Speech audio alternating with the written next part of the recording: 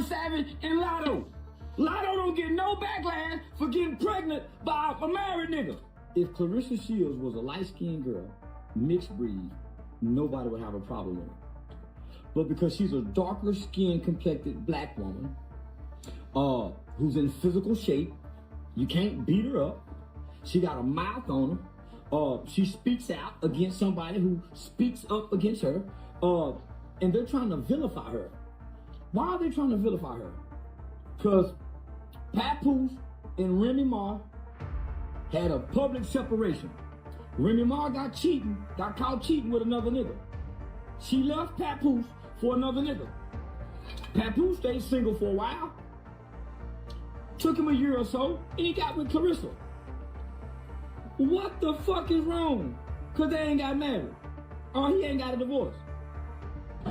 Bitch, I got a wife and a girlfriend.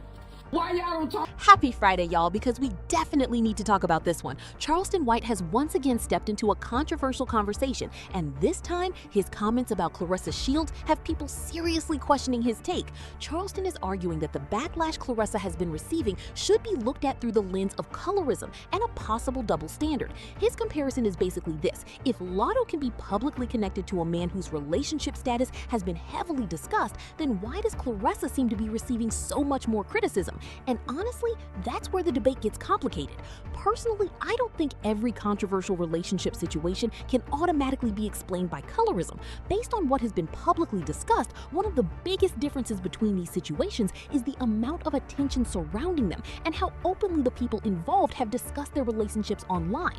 Claressa has repeatedly addressed her alleged connection with Papoose publicly through interviews, social media posts, live streams, and comments. She has also made public remarks involving Remy Ma, so whether people agree with her choices or not, she clearly understands that putting personal matters online can bring a major reaction from the public. She has even described herself as the algorithm, which shows that she understands exactly how social media attention works. Now compare that with Latto. Latto has also been publicly linked to 21 Savage, and there has been plenty of discussion online about his relationship status and the circumstances surrounding their family. But Latto hasn't appeared to make the relationship itself the center of constant public conversation in the same way Claressa and Papoose have become. That distinction matters. Latto wasn't constantly going online, giving the public updates about her relationship or repeatedly explaining what was happening behind the scenes. In fact, people who have followed her career may remember that she previously spoke about being cautious about relationships and having children. So when her pregnancy became public, it surprised some people because it didn't feel like something she had spent months publicly preparing everyone for. And then there's another major difference: the way the people surrounding each situation have publicly interacted. There has been public discussion involving 21 Savage, his relationship history, Latto, and the mothers of his children. But from the outside, the situation hasn't produced the same non-stop social media spectacle that has surrounded Claressa, Papoose, and Remy. That doesn't mean one situation is automatically right and the other is automatically wrong. It simply means the public is reacting to two different situations with very different levels of exposure. And that's why I don't necessarily agree with Charleston's argument that the difference in backlash automatically proves colorism. If Claressa had Latto's complexion but continued behaving publicly in the same way, I believe the criticism would still exist. People would still debate the relationship. People would still talk about the interviews, the comments, the live streams, and everything else that has happened publicly. The conversation wouldn't suddenly disappear because of someone's skin tone. Now, could colorism or double standards exist in celebrity culture? Absolutely. That's a much bigger conversation. But proving that it's the reason for this specific situation requires more than simply comparing two women who happen to be connected to men whose relationship histories have been publicly debated. And this is where Charleston's involvement becomes interesting. Some people may feel like he's genuinely raising a serious issue. Others may think he's simply stepping into another controversial topic because controversial opinions generate attention. And let's be honest, Charleston White has built a reputation around saying things that get people talking. So maybe he genuinely believes what he's saying. Maybe he wants Claressa, Papoose, or someone connected to the situation to respond. Or maybe he simply recognizes that this is a topic guaranteed to create engagement. We don't know his exact motivation. But another detail caught people's attention: who liked the post. The fact that Remy's daughter appeared to like Charleston's post immediately made people start wondering whether he agreed with at least part of his argument. Of course, a social media like doesn't tell us everything someone believes. We can't automatically assume that one interaction means she agrees with every single point Charleston made. And that's important because there are still plenty of things about the entire Remy and Papoose situation that the public simply doesn't know. Remy has previously made public claims about other women being involved, but the exact timeline of Papoose's relationships before Claressa became part of the conversation isn't completely known to the public. There may be details that happened privately that none of us ever saw. So instead of pretending we know everything, it's probably better to separate confirmed public information from speculation. Now, Charleston's argument is still worth hearing because whether people agree with him or not, he has raised a question that is going to keep this. Honestly, this is exactly the kind of statement I would expect from Charleston White, but the bigger issue is that his version of the timeline doesn't seem to account for everything that has been publicly discussed. For starters, there was never a clearly announced public separation between Remy and Papoose before the situation involving Claressa became public. They didn't exactly come forward and say, "We're officially separated, here's what happened, and here's where our marriage stands." Instead, the public was left trying to piece together the timeline from interviews, social media posts, and statements made by the people involved. And that's important because we still don't know everything that was happening behind the scenes. We don't know exactly when Remy and Easy started dealing with each other. We don't know everything Papoose was doing during that same period. And we certainly don't know every detail of what was happening before the situation with Claressa became public. There have simply been too many moving pieces. Papoose has publicly discussed living with Remy during part of this period, while Claressa later claimed that she and Papoose had already been together for several months before the relationship became public.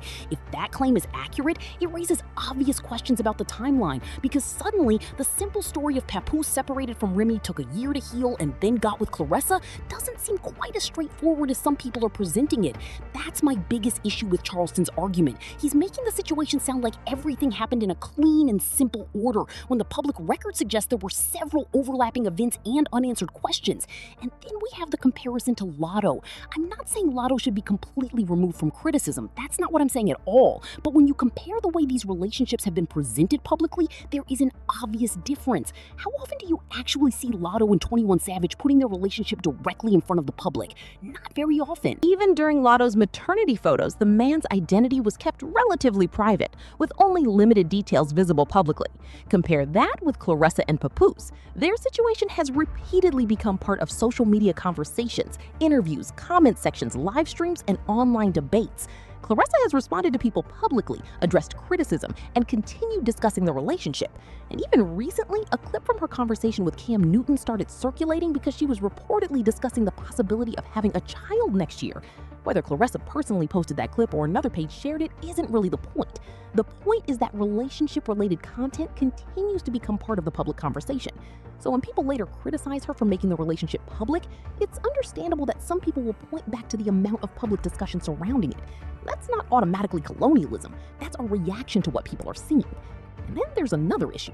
When someone directly asks Claressa about the relationship, the response can sometimes be completely different from the way she discusses it when she brings it up herself. That's where people start questioning the situation. You can't repeatedly make something part of the public conversation and then act surprised when the public has an opinion about it. That's simply how social media works, and that's why I think Charleston may not have done enough homework before making his argument. For example, he has pushed the idea that Papoose supposedly stepped away from the marriage for an extended period, took time to heal, and then eventually became involved with Claressa. But who actually established that timeline?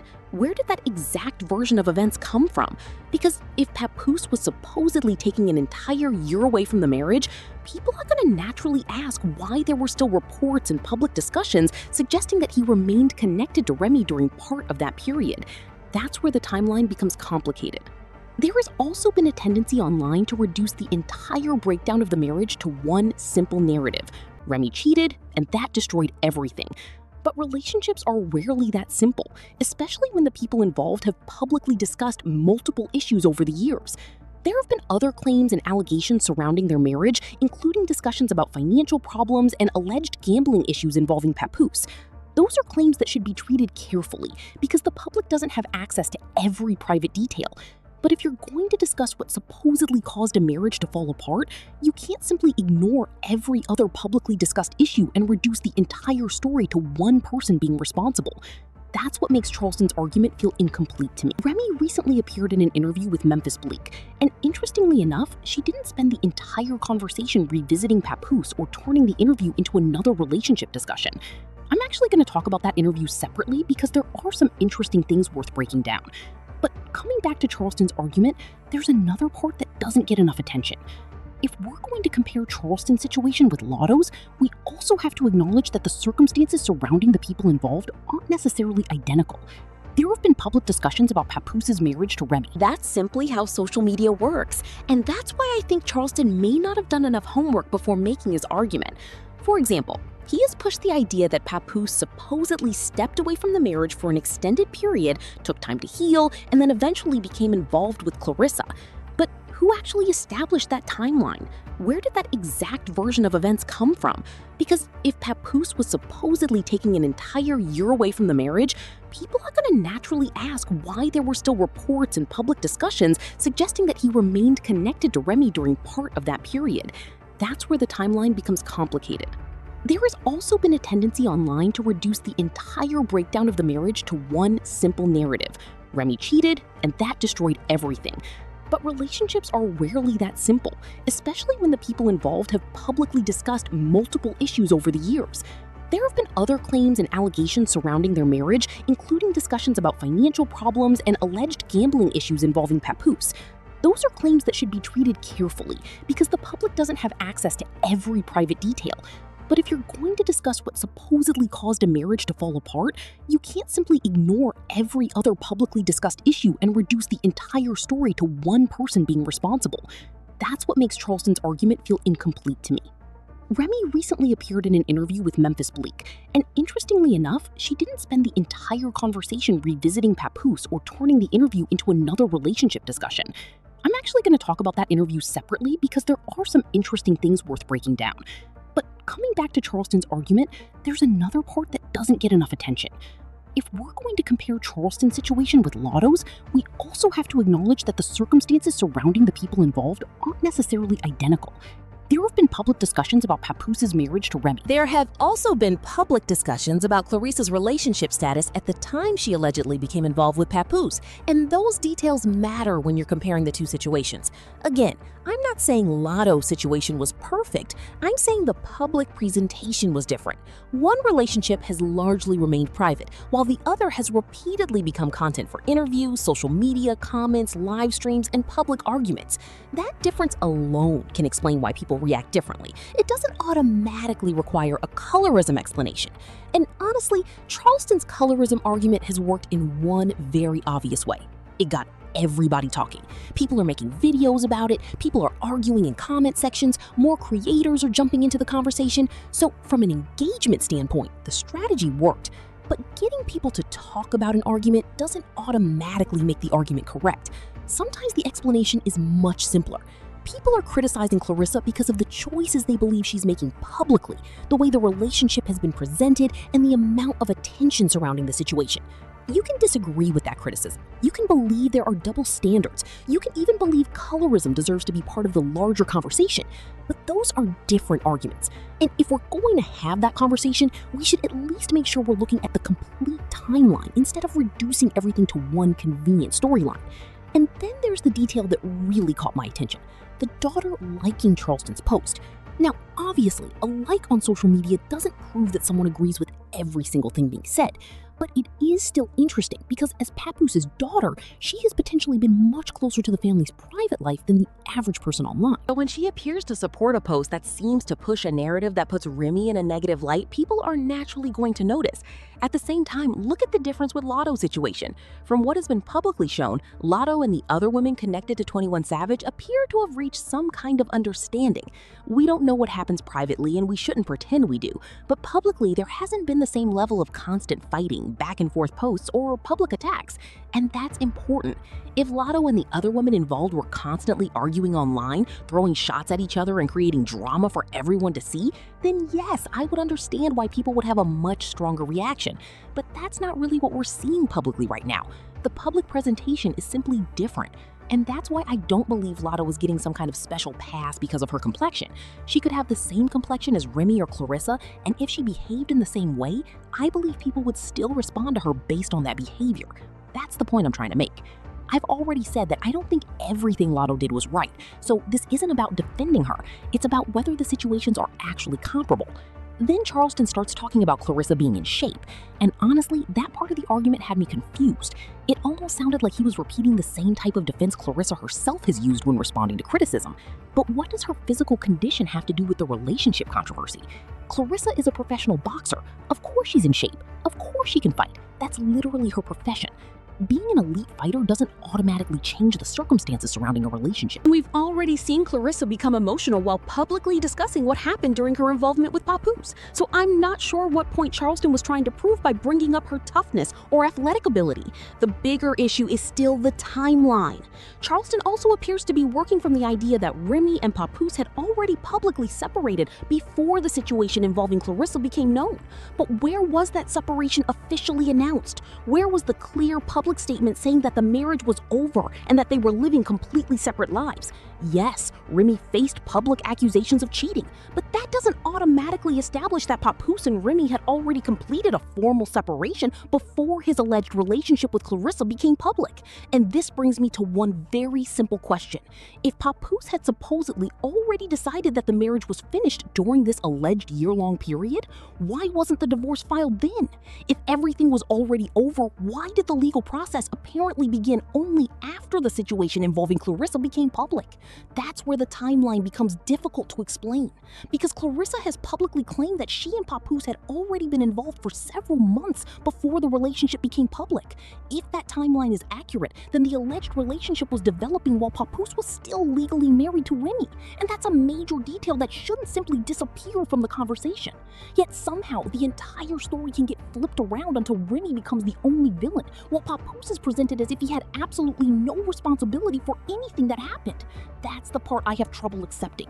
I'm not saying Remy was perfect. I'm not saying every accusation against her should be ignored. I'm saying relationships involve multiple people, and complicated situations usually have multiple layers. You can't take one person's alleged mistake and use it to erase every other question surrounding the relationship. And that's what makes Charleston's version of the story feel incomplete to me. At this point, I honestly wouldn't be surprised if he continues talking about this. This particular conversation was apparently recorded while he was in his car, and considering how much attention the comments are getting, there's a good chance we haven't heard the last of his opinion on the matter. He could easily take the conversation to a podcast, live stream, or another platform and expand on what he was saying. And then there's the possibility that Papoose or Claressa could eventually respond, repost his comments, or publicly show support for his argument. The fact that Papoose' daughter already liked the post is enough to make people wonder whether more reactions are coming. But here's the problem. Before anyone treats Charleston's comments like the final word on this entire situation, he needs to have the complete timeline, because there appear to be important details he didn't address. For example, there have been public discussions and allegations involving Claressa and other men around that same period, including references to her reported engagement and Maserati putt-bud. Those claims and timelines should be verified before anyone presents the facts. But if those publicly discussed details are accurate, then they raise another obvious question. How does Charleston's simplified version of the story account for all of those overlapping relationships and timelines? That's what I'd like to hear him explain. Because if you're going to step into a complicated celebrity relationship controversy and make a strong argument about who was right and who was wrong, you need to account for the entire story, not just the parts that support your position. And right now, that's the biggest weakness in Charleston White's argument. It may have created a lot of attention, but attention and accuracy are two very different things.